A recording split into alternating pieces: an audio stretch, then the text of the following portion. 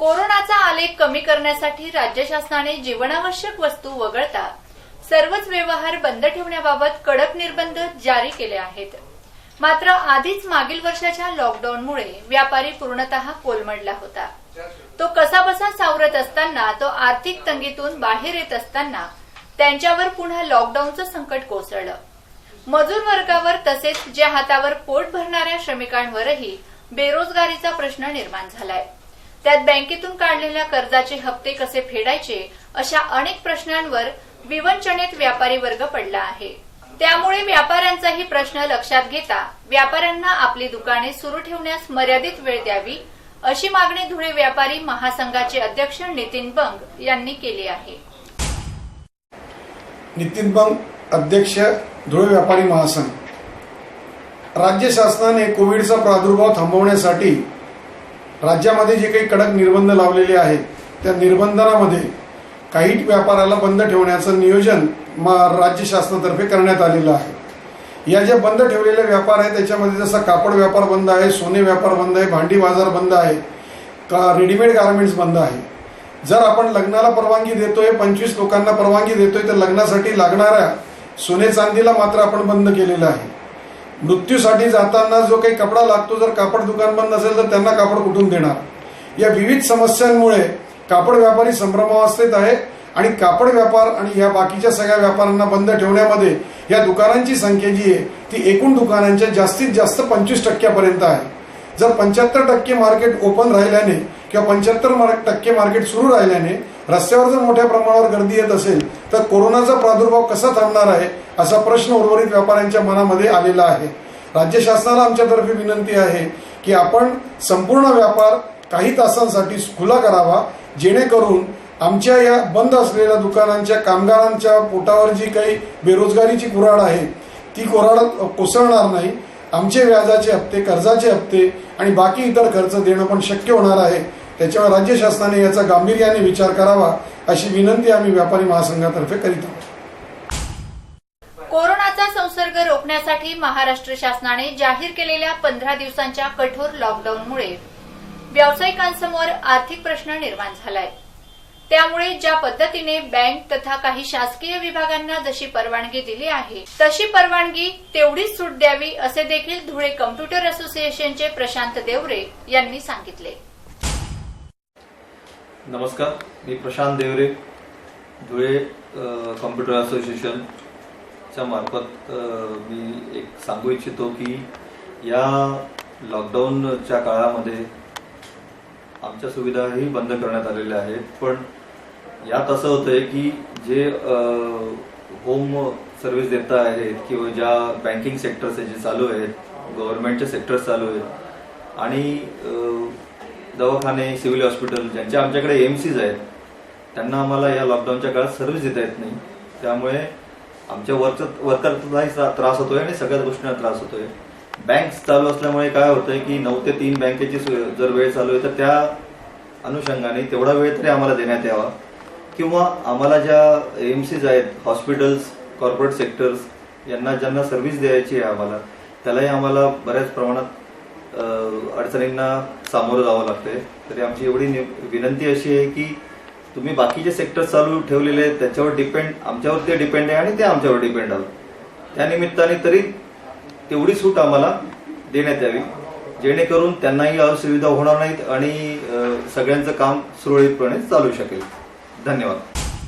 गेल्या वर्षाच्या लॉकडाऊनमुळे नव्हे तर आता लावण्यात आलेल्या लॉकडाऊनमुळे व्यावसायिकांची आर्थिक परिस्थिती कोलमडली गेली. कोरोनामुळे तर व्यावसायिकांना भयावह परिस्थिती निर्माण झाली.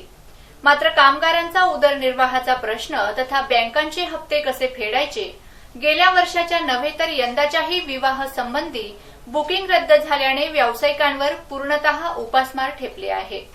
त्यामुळे शासनाने व्यावसायिकांसाठी मर्यादित वेळ नेमावी अशी मागणी धुळे कटलरी कॉस्मेटिक असोसिएशनचे प्रतिनिधी दीपक भावसार यांनी केली. नमस्कार, Deepak Bhavsar, Dhule stationery cutlery cosmetics असोसिएशनच्या वतीने मी आपल्याला या ठिकाणी काही गोष्टी या ठिकाणी नमूद करणार आहे. सर्वप्रथम म्हणजे जवळजवळ 1 वर्षांपेक्षा जास्त झालेला कालावधी आहे त्यापासून हा कोविडचा जो संसर्ग या ठिकाणी जाणवतो आहे तो अत्यंत म्हणजे व्यापाऱ्याच्या दृष्टिकोनातून जर म्हटलं तर अत्यंत भयावह परिस्थिती झालेली आहे. म्हणजे जी अर्थव्यवस्था जी आहे आमची व्यापाऱ्यांची ती अक्षरशः कोलमडलेली आहे. आपण त्यात विचार केला, आमच्या व्यवसायाच्या बाबतीत विचार केला तर आमचा हा जवळजवळ सर्व शुभ कार्य, विवाह कार्य आणि इतर सर्व कार्यांच्या बाबतीत निगडीत असा व्यवसाय आहे. त्यामध्ये आम्ही काही वस्तू विक्रीला पण ठेवलेल्या असतात, काही वस्तू भाड्याने पण देत असतो. त्यामुळे आम्ही गेल्या वर्षी जसं मार्च मध्ये लॉकडाऊन झालं त्यापूर्वीच आम्ही 2-3 महिने आधी संपूर्ण विवाह संदर्भामध्ये ज्या गोष्टी आहेत त्या आगाऊ ऍडव्हान्समध्ये आम्ही बुक करून ठेवलेल्या होत्या आणि खरेदी करून ठेवलेल्या होत्या. परंतु संपूर्ण जो व्यवसाय होता तो त्यावर आधारित होता आणि त्या सगळ्या ज्या व्यवसायाच्या विवाहाच्या तारखा होत्या सगळ्या कॅन्सल झाल्या, बरेचसे कॅन्सल झाले, बरेचसे नुकसान झालं. ते त्यावेळी ते नुकसान झालं ते आम्ही काही पद्धतीने सहन करण्याचा प्रयत्न केला. त्यातून सावरतो तो पुन्हा एकदा संकट आमच्या या व्यवसायाला उभं राहिलेलं आहे. आणि यामध्ये शासनाने आम्हाला कुठल्याही प्रकारचा व्यवसाय आता सुरू ठेवू नये यासाठी सुरू करू नये यासाठी आम्हाला बंदी केलेली आहे. त्या बंदीच्या काळात सुद्धा आम्ही आणि आमच्याकडे असलेल्या कामगारांचा, कार्यकर्त्यांचा, सर्वांचा आम्ही कशा पद्धतीने उदरनिर्वाह करायचा हा प्रश्न आमच्या समोर आहे. त्यासोबतच आम्ही गेल्या वर्षीची भर करून काढण्यासाठी जो काही बँकांच्या वतीने कर्ज घेतलेला आहे त्या कर्जाचे हप्ते आम्ही कसे फेडायचे आहे किंवा त्या कर्जावरचं व्याज कसं आम्ही द्यायचं. ज्या ठिकाणी मर्यादित कालावधीसाठी आपण आमच्यासाठी वेळ द्या, काहीतरी वेळ ठरवून द्या, त्या वेळेमध्ये सर्वच प्रकारचे व्यवसाय सुरू करावे आणि त्यानंतर पूर्णपणे बंद ठेवावे अशी आमची विनंती व आव्हान असणार आहे. तरी आपण सर्वानुमते या गोष्टींचा विचार करावा आणि ज्या गोष्टींवर इतर पण व्यवसाय अवलंबून आहे, जसं आमचा एकट्याचा व्यवसाय नाही तर त्यावर आम्ही ज्यांच्याकडून कच्चा माल देऊन पक्का माल तयार करून घेतो की ज्या काही मॅन्युफॅक्चरिंग कंपन्या आम्हाला या ठिकाणी सप्लाय करतात त्यांचा सुद्धा या ठिकाणी प्रश्न निर्माण झालेला आहे. काही कॉस्मेटिक्सच्या बाबतीत अशी असते की मर्यादित कालावधीनंतर ते एक्सपायर होतात, त्याचं सुद्धा आम्हाला नुकसान सहन करावं लागत आहे. तर या संपूर्ण याचा विचार सारासा विचार करावा आणि आमच्यासारख्या लहान व्यावसायिकांना सुद्धा यामधून उदरनिर्वाहासाठी काय करता येईल. आम्हाला कुठल्या प्रकारचं अर्थसहाय्य मिळत नाहीये, कुठल्या प्रकारच्या आम्ही सर्व प्रकारचे टॅक्स भरत असतो, त्यासाठी आम्हाला कुठलं अनुदान नाहीये. ह्याच प्रकारच्या सगळं काही आमच्याकडून घेतलं जातं पण आम्हाला काही दिलं जात नाही.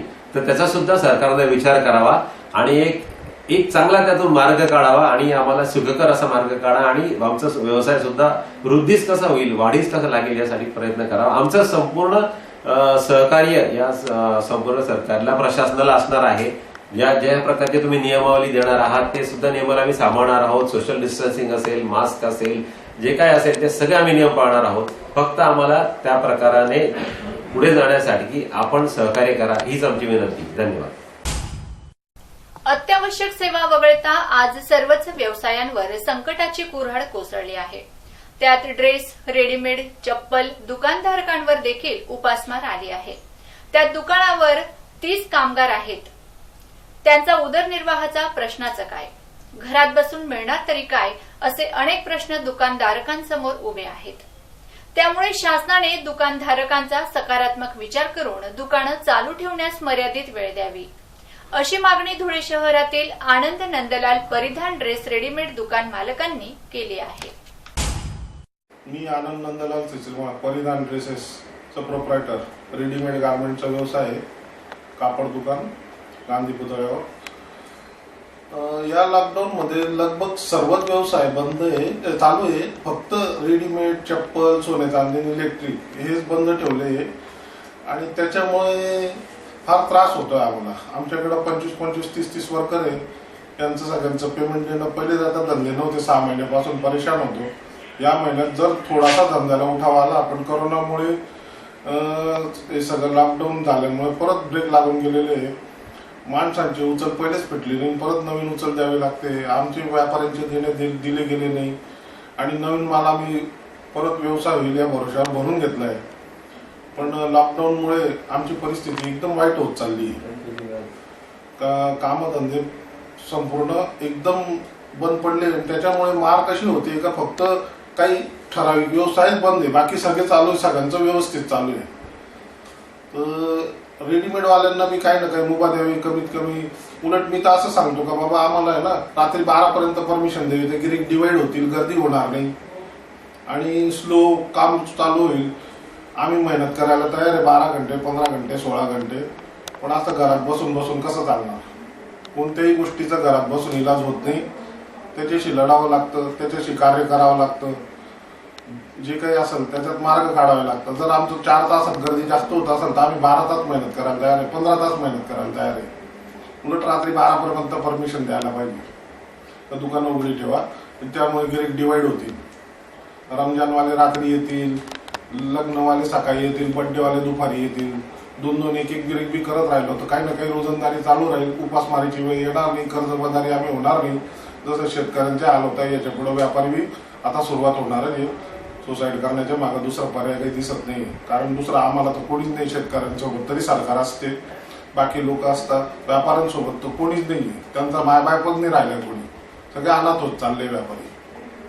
हेच माझं मेसेज सरकारला योग्य वाटेल. सरकार स्वतःसाठी नाही करत, हे करोनासाठीच करते. बरोबर आहे, आमच्यासाठी करते. पण डायरेक्ट असा लॉकडाऊन हा पर्याय आम्हाला योग्य वाटत नाही.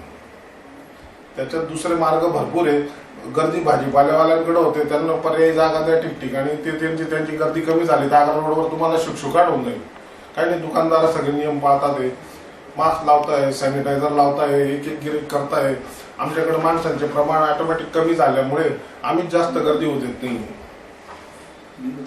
तर काहीतरी दुसरा मार्ग काढावा का बाबा. लॉकडाऊन हा मार्ग काही योग्य नाही. लॉकडाऊन सोडून मला तर असं वाटतं का 8च्या ठिकाणी 12 तासाची परमिशन द्यावी दुकान उघडायला. धन्यवाद.